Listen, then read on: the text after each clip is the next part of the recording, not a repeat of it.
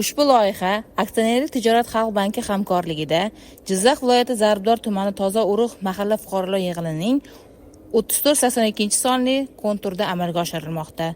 Bu yerda piyoz ekilgan. Maydon hajmi 13 gektar.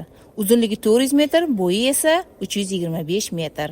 Bu yerdagi ekinlar zamonaviy usullar bilan parvarishlanmoqda. Hozirda ekinlar holati to'liq unib chiqqan. Ekinlarni yetishtirish 180 kun davom etadi.